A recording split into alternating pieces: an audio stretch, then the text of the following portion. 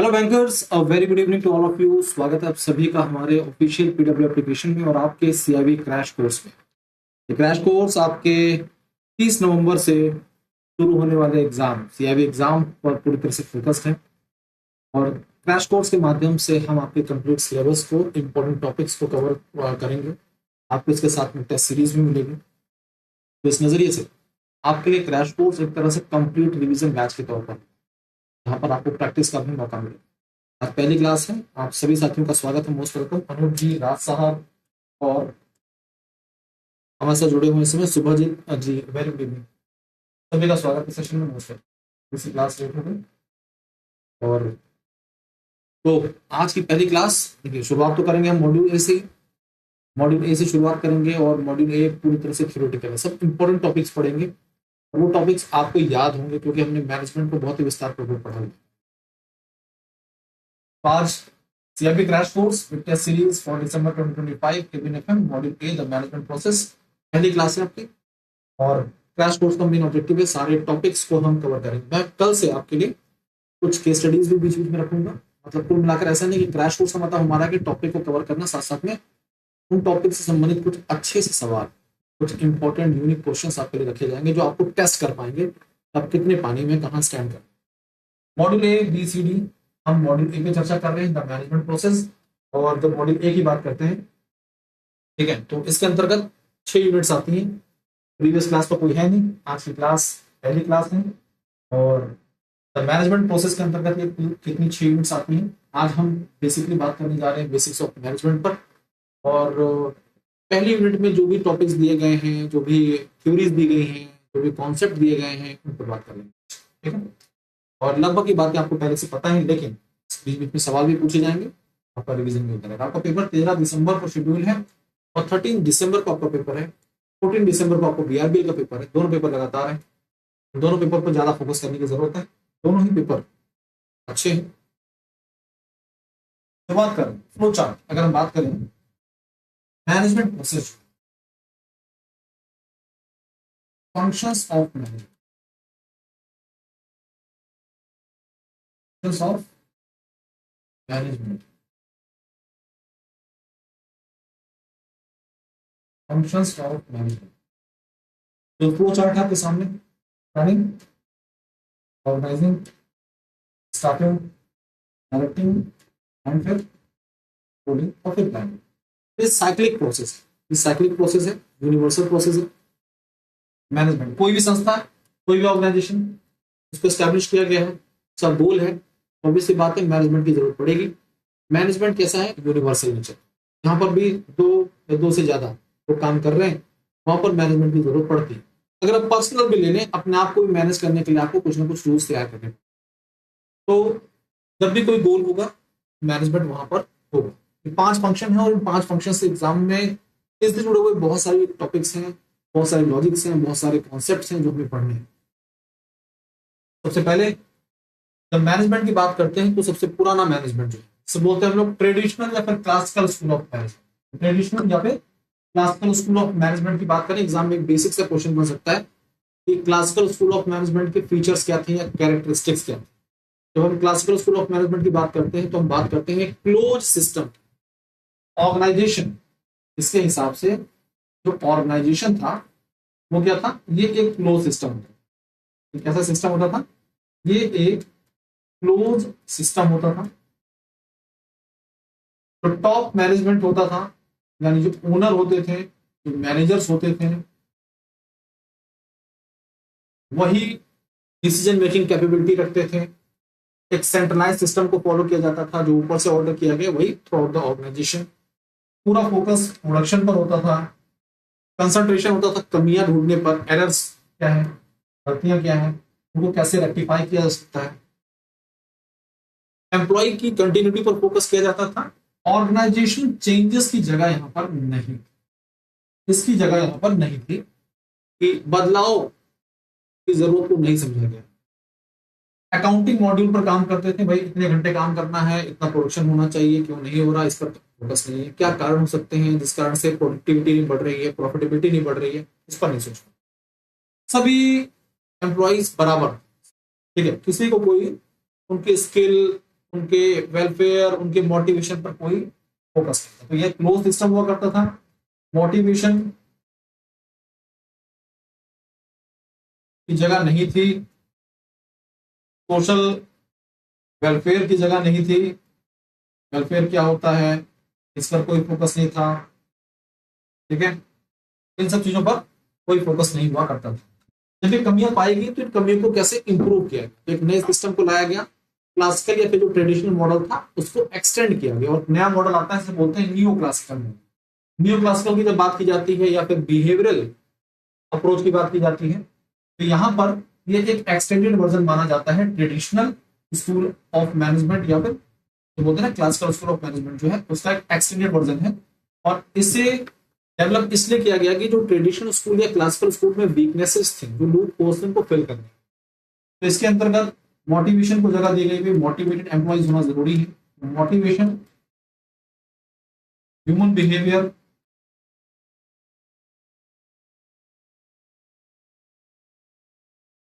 Human behaviour, social welfare, social welfare. But in सब चीजों को जगह देने के बाद भी सिस्टम कैसा था, ये क्लोज सिस्टम के तौर पर था, ये ओपन सिस्टम नहीं बना। बाहर के कौन से फैक्टर हैं इंपैक्ट कर रहे हैं ऑर्गेनाइजेशन पर, इस पर उतना ज्यादा ध्यान नहीं रखा गया। ठीक है, तो दोनों में एक कमी थी, लेकिन पहले वाला जो मॉडल था, जो ये थॉट थे, उससे यहां पर ये इंप्रूवमेंट देखने को मिला। ठीक है, अब ये तो हो गए आपके। इसके बाद क्या आता है, इसके बाद आता है मॉडर्न मैनेजमेंट। तो मॉडर्न मैनेजमेंट की बात करते हैं, मॉडर्न स्कूल ऑफ मैनेजमेंट की बात करते हैं, मॉडर्न स्कूल ऑफ थॉट्स की बात करते हैं। तो वहां पर मैथमेटिकल स्टैटिस्टिकल टूल्स का इस्तेमाल किया जाना शुरू कर गया, जिसकी मदद से हम किसी भी ऑर्गेनाइजेशन के जो गोल्स हैं कैसे उन्हें अचीव कर सकते हैं। साथ साथ में एक ओपन सिस्टम के तौर पर काम कर रहा था, जहां पर बाहर के जो फैक्टर्स हैं वो क्या इफेक्ट कर रहे हैं, क्यों इफेक्ट कर रहे हैं, इस पर भी एनालाइज, इसको भी एनालाइज किया जाता है। अब बात करने जा रहे हैं हम लोग एक ऐसे टॉपिक पर जो आपके एग्जाम में क्वेश्चन बनाए। देखिए, जो शुरुआत में मैंने बताया उससे एग्जाम में एक क्वेश्चन आ गया तो आ गया। जो ट्रेडिशनल स्कूल है, न्यूज क्लासिकल स्कूल है, मॉडर्न स्कूल ऑफ मैनेजमेंट, उनसे एग्जाम में एक क्वेश्चन बनाया जा सकता है। बेसिक सा क्वेश्चन, एक नंबर का आपको मिल क्वेश्चन यहां से मिल सकता है। पिछली बार यहां से उतने क्वेश्चन नहीं पूछे गए, इस बार पूछे जाने की संभावना बढ़ी। इस पर्टिकुलर टॉपिक को आप थोड़ा अच्छे से पढ़ेंगे, डिटेल में पढ़ेंगे, कॉन्सेप्ट को समझेंगे। इंपॉर्टेंट है स्ट्रेटेजिक मैनेजमेंट। जब भी हम स्ट्रेटेजी की बात करते हैं, यानी कि हम यहां पर किसकी चर्चा हो रही है, स्ट्रेटेजी। और जब भी स्ट्रेटेजी की बात की जाएगी तो हम बात किस पर फोकस कर रहे होंगे, हम फोकस कर रहे होंगे लॉन्ग टर्म गोल्स। इस पर फोकस कर रहे हैं लॉन्ग टर्म गोल्स को। तो स्ट्रेटेजिक मैनेजमेंट ये सब किसके बारे में है, ये जब भी हम किसी ऑर्गेनाइजेशन के बारे में बात करते हैं और एक ऑर्गेनाइजेशन किस प्रकार से अपने लॉन्ग टर्म गोल्स को सेट, और इन लॉन्ग टर्म गोल्स को अचीव करने के लिए best course of actions implement किए जाते हैं तो अचीव करने। तो कई बार आपको इस प्रकार के टर्म दिए जा सकते हैं एग्जाम में, क्या strategic management art and science का एक तरह से मिक्सचर है। Essentially the art and science of planning and executing major initiatives. इस प्रकार की लाइन कई बार आपके एग्जाम में पूछ ली जाती है। लिखा होता है कि स्ट्रेटेजिक मैनेजमेंट क्या है, combination of art and science, combination of logical things, ऐसे इस प्रकार की चीजें। तो आपके दिमाग में कभी नहीं आएगा कि ये आर्ट एंड साइंस का कॉम्बिनेशन। क्यों?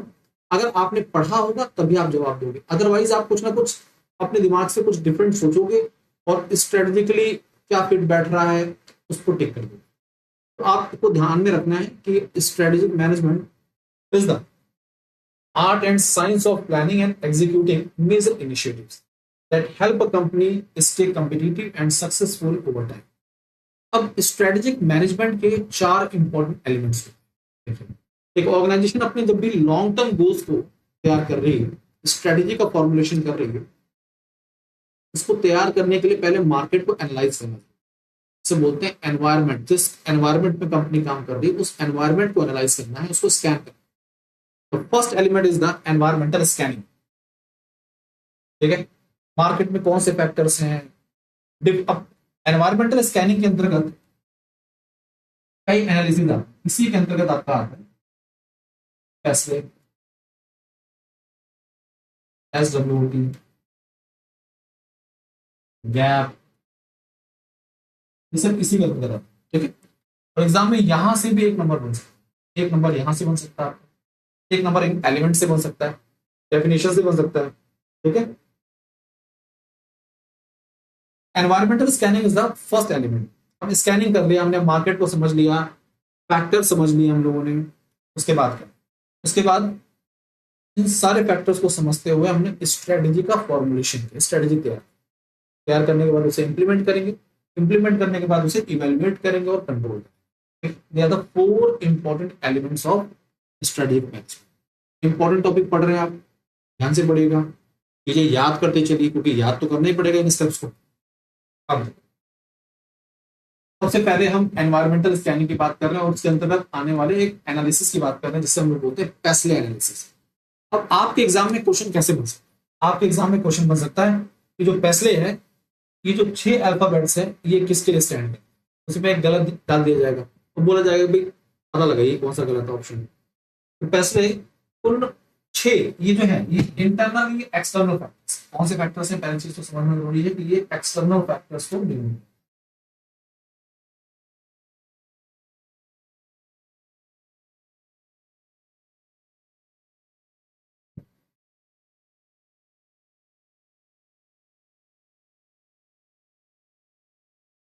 ये एक्सटर्नल फैक्टर्स के बारे में जानना। किसी भी ऑर्गेनाइजेशन को वो कौन से फैक्टर्स हैं जो कि एनवायरमेंटल फैक्टर्स हैं या आउटसाइड के फैक्टर्स हैं जो इम्पैक्ट डाल सकते हैं उस ऑर्गेनाइजेशन के लॉन्ग टर्म परफॉर्मेंस पर। ठीक है, तो वो पॉलिटिकल फैक्टर हो सकते हैं, वो इकोनॉमिक फैक्टर हो सकते हैं, जैसे इन्फ्लेशन हो गया, GDP हो गया, ठीक है, ट्रेड हो गया, सोशल फैक्टर हो सकते हैं, जिस जगह पर ऑर्गेनाइजेशन है वहां से जुड़े हुए जो सोशल इश्यूज हैं, टेक्नोलॉजिकल फैक्टर हो सकता है, जैसे आर्टिफिशियल इंटेलिजेंस आजकल बहुत सारे ऑर्गेनाइजेशन पर इम्पैक्ट डाल रहे हैं, लीगल फैक्टर हो सकता है कोई, एनवायरमेंटल फैक्टर हो सकता है। एनवायरमेंटल फैक्टर की बात करें तो green, carbon emission, sustainable development goals, these are the number of factors जो कि एनवायरमेंटल फैक्टर के अंतर्गत। तो ये आपको 6 के 6 अल्फाबेट्स पर बेस्ड जो फैक्टर्स हैं, एक्सटर्नल फैक्टर्स, ये आपको याद रखना चाहिए। अब इस पर बेस्ड आपके लिए केस स्टडी बनाई जा सकती है, फैसले पर बेस्ड, और फिर किसी सिनेरियो को देखकर आपसे पूछा जा सकता है कि ये किस फैसले फैक्टर, एक्सटर्नल फैक्टर के बारे में जानकारी, तो आपको ये याद रहना जरूरी है। ठीक है, ओके, तो आप जितने भी बैंक का इस समय सेशन का हिस्सा बने हुए हैं, सभी को बातें क्लियर है, कोई दिक्कत परेशानी तो नहीं है, एक बार प्लीज कंफर्म करिए। All okay?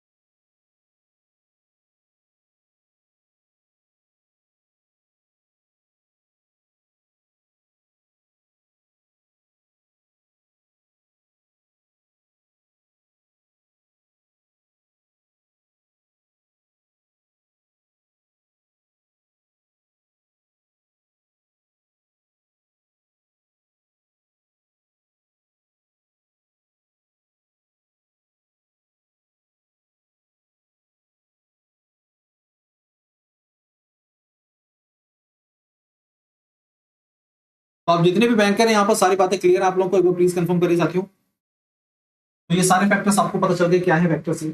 अब ऐसे ही एक और एनालिसिस जिसे बोलते हैं SWOT analysis, spot analysis. SWOT analysis एक प्रकार का ऐसा एनालिसिस है जिसके अंतर्गत आपको इंटरनल फैक्टर्स भी देखने को मिल जाएंगे एंड एक्सटर्नल फैक्टर्स। तो ये दोनों ही फैक्टर्स इस एनालिसिस के अंतर्गत रखे जाते हैं। इंटरनल फैक्टर क्या होता है, किसी भी ऑर्गेनाइजेशन की क्या स्ट्रेंथ्स है, क्या वीकनेसेस है। एक्सटर्नल फैक्टर क्या वो थ्रेट्स हो सकते हैं मार्केट में, या फिर कौन से अपॉर्चुनिटीज है मार्केट के अंदर।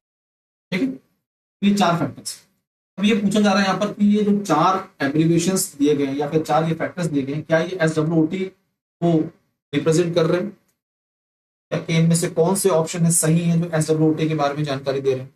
बेसिक सा क्वेश्चन है, आप सभी को पता होना चाहिए। एग्जाम में ये क्वेश्चन तो पूछा नहीं जाएगा, एग्जाम में आपको एक सिनेरियो या सिचुएशन दी जाए तो फिर पूछा जाएगा यहाँ पर कि एसडब्ल्यूटी का वो कौन सा फैक्टर है जो यहाँ पर इस पर्टिकुलर सिनेरियो को रिप्रेजेंट करता है। ठीक है, तो यहाँ पर अगर देखा जाए तो एसडब्ल्यूटी इसकी बात करें तो ये सारे के सारे यहाँ पर अल्फाबेट्स हैं। ठीक है, S for strength, W for weakness, O for opportunity, T for threats. ठीक है, S W stand for strength, weaknesses, opportunities. Strength क्या हो सकती है, किसी कंपनी की यूएसपी क्या है, वो कौन से प्रोडक्ट्स हैं, वो किस फील्ड में किस सेक्टर में बहुत अच्छा परफॉर्म कर रहा है। ठीक है, क्या उसकी यूएसपी है, ये सब चीजें स्ट्रेंथ। वीकनेसेस क्या हो सकते हैं, कोई रिसोर्स की कमी है, स्किल की कमी है। ठीक है, ये सब चीजें। अपॉर्चुनिटीज, मार्केट में कौन से नया सेगमेंट है जिस पर टारगेट किया सकता है, कौन से वो कस्टमर बेस है, कस्टमर बोल सकते हैं कि वो कौन सा एक एज ग्रुप है जिसको टारगेट किया सकता है, उससे संबंधित नए प्रोडक्ट लॉन्च किए जा सकते हैं मार्केट में। थ्रेड्स, थ्रेड्स पॉलिसी से संबंधित हो सकता है, जैसे इंटरनेशनल मार्केट में क्या चल रहा है, ये भी एक प्रकार का थ्रेट है। अगर ऑर्गेनाइजेशन इंटरनेशनली कनेक्टेड है और जो भी प्रोडक्ट एंड सर्विसेज ऑफर कर रहा है वो इंटरनेशनल लेवल पर सर्व किया जा रहा है, तो उस पर जो अंतरराष्ट्रीय स्तर पर बदलाव हो रहा है उसका इम्पैक्ट देखने को हो सकता है।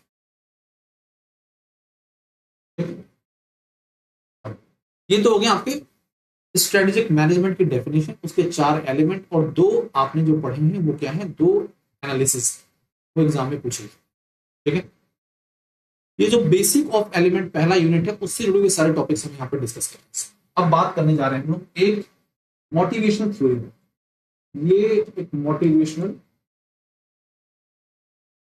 मोटिवेशन से संबंधित थ्योरी है,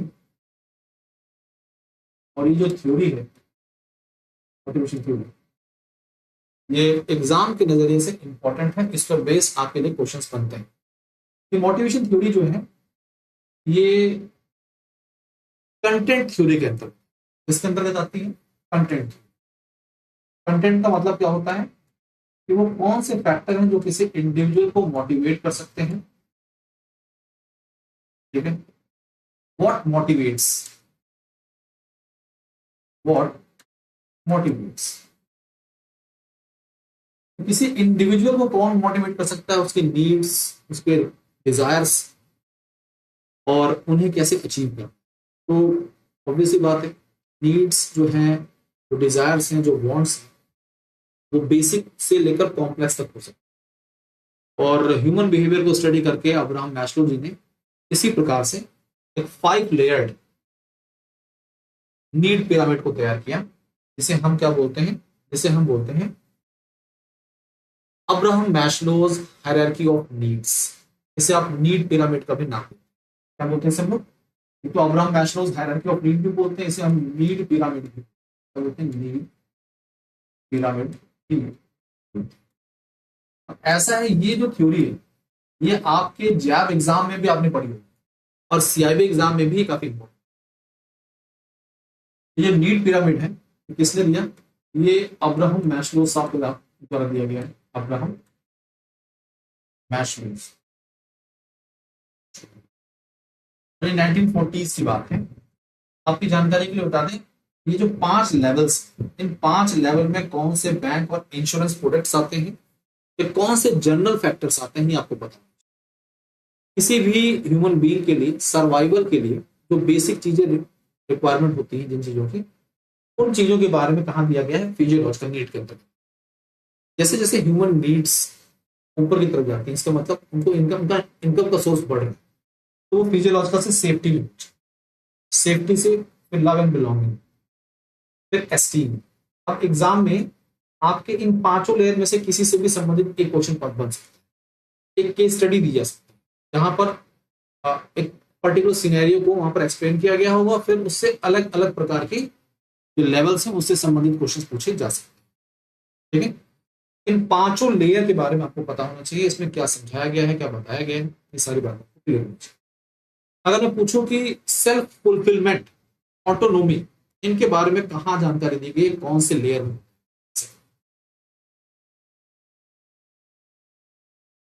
self fulfilment, autonomy, wealth management services, इनके बारे में जानकारी किस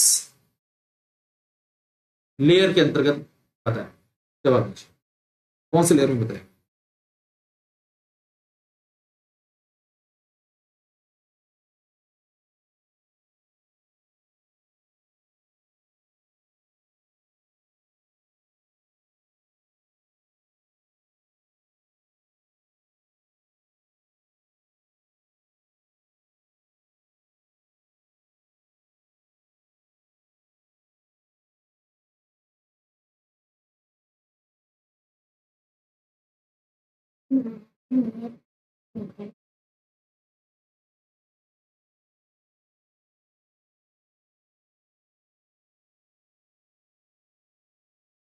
तो सेल्फ एक्चुअलाइजेशन, अनूप जी बिल्कुल सही जवाब है। आप लोग के जवाब का इंतजार रहता है हमें, है ना, इससे थोड़ा सा आप लोग भी एक्टिव हो जाते हैं।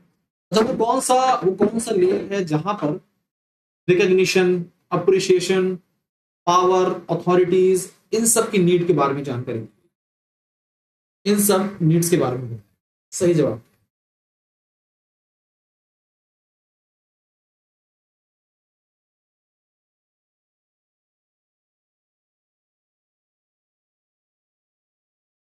ठीक है,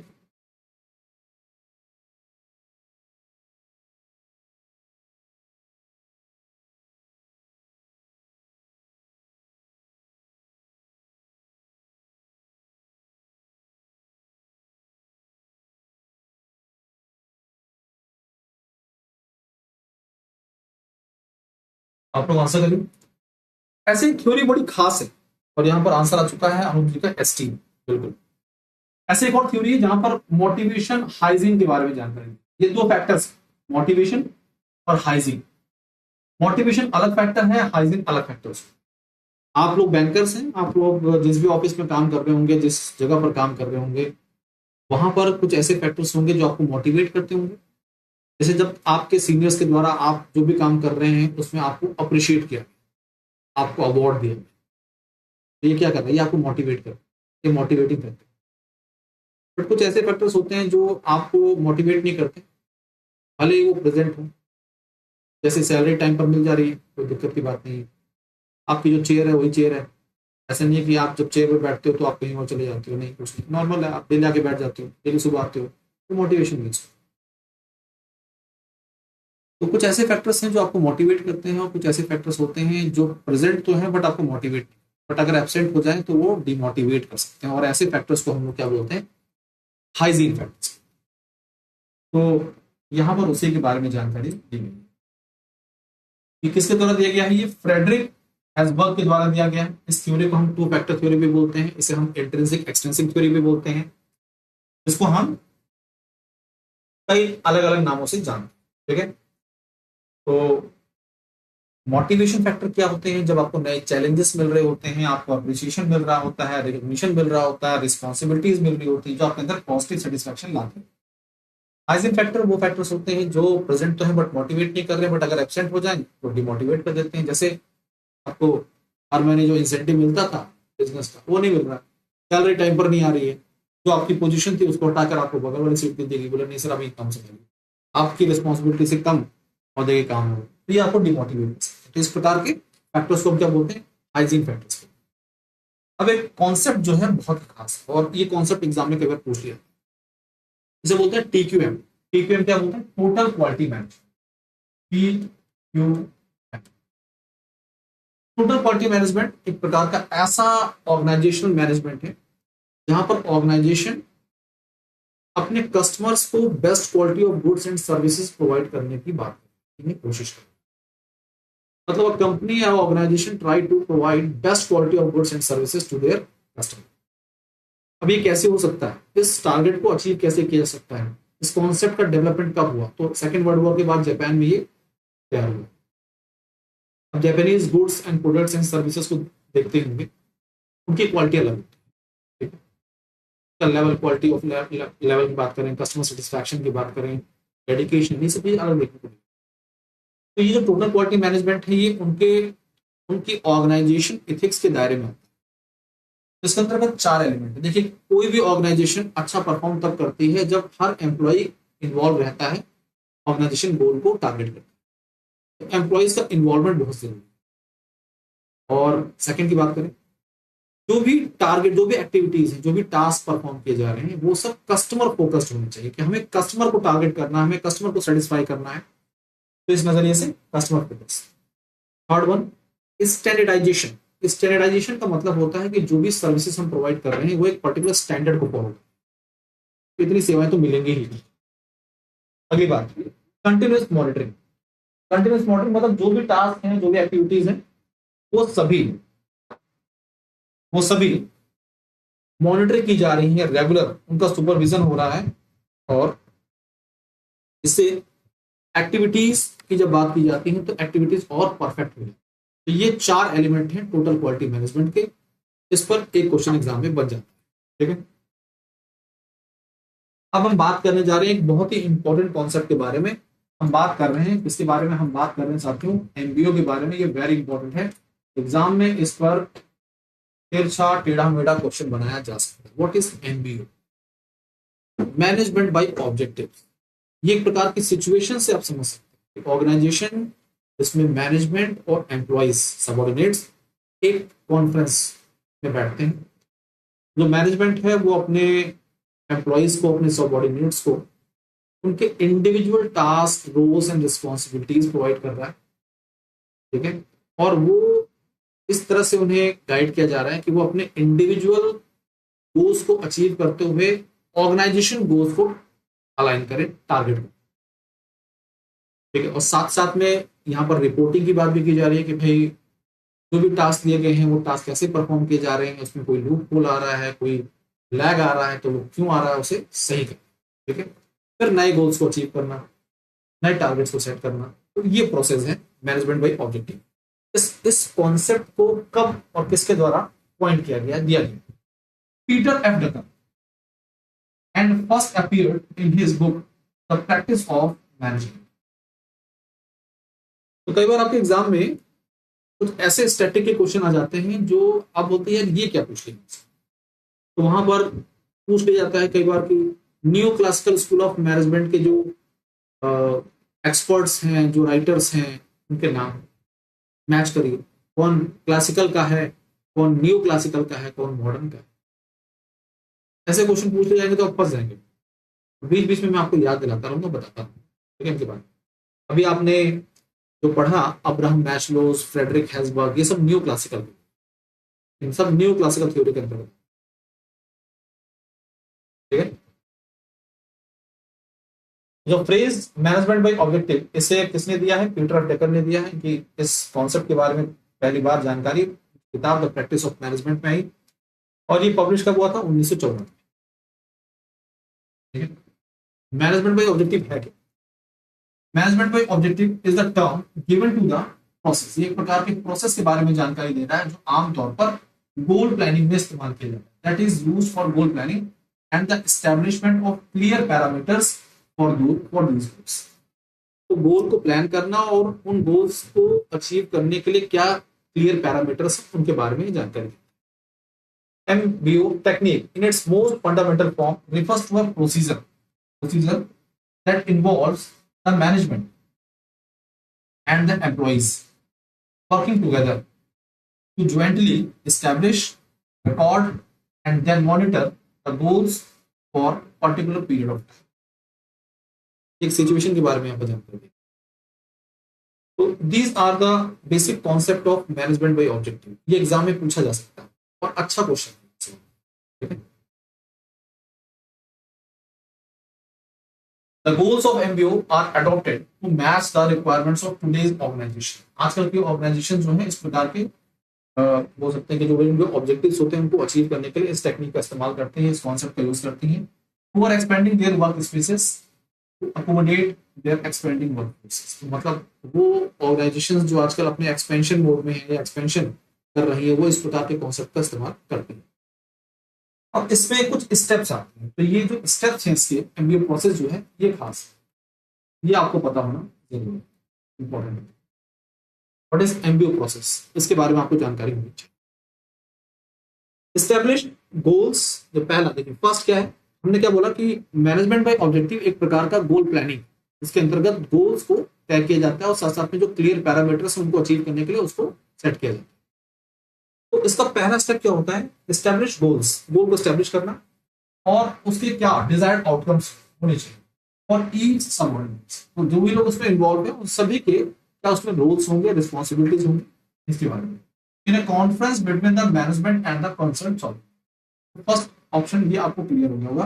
पहला ऑप्शन, ये पहला स्टेप क्या है, पहले स्टेप में गोल प्लानिंग की जाती है। जो मैनेजमेंट है वो अपने एम्प्लॉयज को, अपने सबऑर्डिनेट्स को, अपनी टीम को उनके रोल्स, उनके रिस्पॉन्सिबिलिटीज के बारे में जानकारी देता है और उनको कैसे अचीव करता है। फिर इनके लिए परफॉर्मेंस स्टैंडर्ड सेट किया, गोल तय करने के बाद परफॉर्मेंस स्टैंडर्ड सेट किया कि भाई जो भी टास्क परफॉर्म किए जाएंगे, जो भी एक्टिविटी परफॉर्म की जाएगी वो इस स्टैंडर्ड पे होनी चाहिए। उसके बाद परफॉर्मेंस जो भी परफॉर्म किया जा रहा है, जो भी एक्टिविटीज, जो भी टास्क परफॉर्म किए जा रहे हैं उनको असेस करना, assess performance achieve against goals set for the employ. तो हर सबऑर्डिनेट्स के लिए जो गोल सेट किए गए थे उनसे जुड़े हुए एक तरह से जो भी परफॉर्मेंस है उसकी रिपोर्ट को तैयार और फिर मैच करना, कि रिव्यू करना मीटिंग्स के तौर पर कि भाई क्या दिक्कत है और आप गोल्स को क्यों अचीव नहीं कर पा रहे, identify reasons for shortfall and give feedback for improvement. जो भी रीजंस थे शॉर्टफॉल के वो पता चल चुके हैं, अब उनको इंप्लीमेंट करेंगे हम जब नए गोल को प्लान करें। Establish new goals and new strategies for the company. There are total 5 steps in management by objective process. तो पहला क्या है, गोल प्लानिंग है, जहां पर गोल्स को सेट किया जाता है, क्लियर पैरामीटर्स को सेट किया जाता है। सेकेंड वन इज द, से बोल सकते हैं कि स्टैंडर्ड को सेट करना, जो परफॉर्मेंस स्टैंडर्ड है उसे तय करना। तीसरा, जो इंडिविजुअल गोल्स दिए गए हैं वो किस तरह से परफॉर्म किए जा रहे हैं उससे जुड़ी जानकारी को असेस करना, मीटिंग्स के माध्यम से सबऑर्डिनेट्स और मैनेजमेंट की कि क्या टास्क परफॉर्म किए जा रहे हैं, उनके परफॉर्मेंस के बारे में जानना। फिर उन रीजंस को फाइंड आउट करना जो लैग कर, किस कारण से वो लैग कर रहे हैं और फीडबैक के आधार पर उसे इम्प्रूव करना। फिर नए गोल्स को स्टैब्लिश करना और नए स्ट्रेटजीज के माध्यम से, है ना, आने वाले वर्ष में उन गोल्स को अचीव करना। तो there are total 5 steps in management by objective process. तो ये एमबीओ प्रोसेस। तो आज की क्लास में आपने इतनी बातें की और ये जो बातें की हैं ये सभी आपके एग्जाम के नजरिए से खास है, इंपॉर्टेंट। ठीक है साथियों, तो आज आपकी पहली क्लास थी क्रैश कोर्स की। तो हमारा टारगेट क्या है, हम किस तरह से पढ़ेंगे, इसके बारे में आपको बता दिया गया आपको कि जो भी इंपॉर्टेंट टॉपिक्स, इंपॉर्टेंट, केवल इंपॉर्टेंट टॉपिक्स वो हम डिस्कस करने जा रहे हैं, बहुत खास टॉपिक्स। और कल वाली क्लास में आपको उससे संबंधित एमसीक्यूज भी मिल जाएंगे और केस स्टडीज भी, नए एकदम नई चीजें मिलेंगी देखने। ठीक है, तो फिर आज के सेशन को यहाँ पर एंड करते हैं। होप सो आप सभी साथियों को सारी बातें क्लियर हैं, कोई दिक्कत परेशानी नहीं है, और क्लियर। ठीक है, और आपने जो चारों मॉड्यूल पढ़े हैं उनके इंपॉर्टेंट कॉन्सेप्ट डिस्कस किए हैं, उन पर जो प्रैक्टिस की है वो सब चीजें आपके पास हैं, वो सारी नॉलेज आपके पास है। जब आप टेस्ट में बैठेंगे तो वो सारी मेहनत आपके वहां देखने को। ठीक है, तो अभी के लिए, आज के लिए इस सेशन को यहाँ पर एंड करते हैं। मुलाकात करेंगे आपसे कल सेम टाइम पर शाम को 7 बजे। टेलीग्राम चैनल आप सभी के पास होगा, आप इससे जुड़ जाइए। कोई भी डाउट हो, कोई भी क्वेरी है, बेफिक्र होकर पूछिए। तो जय_क्या_भाई_भास्कर सर, इसके साथ अपने आपको जोड़ लीजिए। आज के लिए, अभी के लिए इतना ही। धन्यवाद, पढ़ते रहिए आगे। Thank you.